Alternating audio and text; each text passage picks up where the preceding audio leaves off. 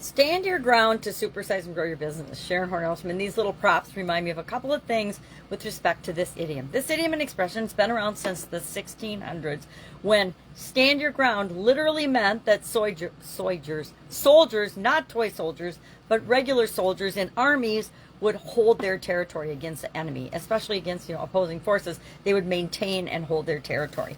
But by the end of the 1600s, it was already being used figuratively to mean to act bravely, to not run away from a challenge or a fight or and to hold your opinion and your position, your beliefs and thoughts, even if other people didn't agree with them. So this is a very old idiom, and I've used it literally thousands of times when I'm talking to people I'm working with, coaching, or when I am talking to my kids or my grandkids. Hey, you need to stand up for yourself. You need to do what's right for you.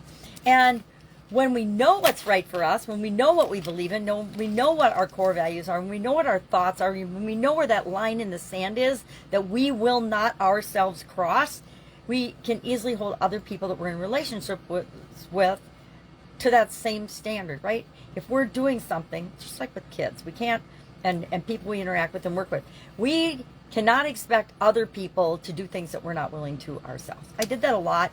I still do in my different businesses. I don't like to ask people to do something if I'm not willing to do that myself. And that applies to everything. No, it doesn't mean I still do those things or that I like to, but I sure as heck have. From taking out the trash to cleaning the bathrooms to doing dishes in the food business, whatever. We do what it takes to set the example, to be the example, and then hold ourselves accountable and other people accountable to our various standards and processes and procedures. So I looked up a couple of ways to stand our ground in conversations or in relationships. Last month we were talking about communication, so I guess my brain is still on that wavelength. But how do we hold ourselves accountable and stand our ground? Again, if we know what we stand for, it's a lot easier to be consistent and stick to it than if we're wishy-washy or we don't really care about something. If we care about something deeply, which is why we stand our ground by our core values. But let's just share 7 topics or seven steps to doing this. Number 1, trust your instincts, trust your gut, know what is right for you. Number 2, don't play the victim. It's easy, much easier to fall into the poor me, woe is me victim mentality than it is to say, no, this is where I stand on this, and I'm not a victim because you don't agree with me. Number 3, ask questions to try to understand other people's point of view. If you want people to understand your point of view and perspective, you sure better be willing to ask questions and be empathetic and understand theirs and realize that they're coming from a different set of experiences than you are, and so they might just have more experience or different experience than you do with a particular topic or situation. Number 4, request one-on-one conversations and time. Sometimes we have to take things out of groups, and especially like social media, and have side conversations in Messenger or more private one-on-one type situations than with the whole group, because everybody has different experiences and it sort of convolutes what is going on in the discussion or in the situation. Number 5, let your words exude confidence. Let people know in your body language, your words, your actions, and when you're communicating that you really do believe what you're sharing. Number 6, remember that your opinions matter. Guess what? Just as much as anybody else's. We are entitled to our own thoughts, feelings, beliefs, and opinions on pretty much every topic across the spectrum that impacts us and other people. We get an opinion. Everybody gets an opinion, whether we agree with it or not. And it's not up to us to judge other people's opinions or thoughts or beliefs or feelings.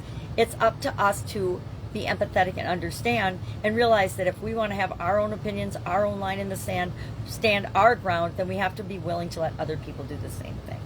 And finally, know why you're in the situation that you're in. Know why you're here. Why are you standing your ground? Why do you believe in this? Why is it important to you? And are you all in on it? Or is it something that you're willing to compromise on, to come up with win-win situations and scenarios and solutions for everyone involved? So I personally love this idiom. I guess I forgot to talk about the tree. I have the tree because it reminds me that, and normally it's not a Christmas tree, but it's the only tree I had handy, that we can have a lot of growth when we a tree. Think of how much a tree grows, and it only grows in the same spot, right? It gets the resources it needs from the soil, from the elements around it, and it grows and changes a lot.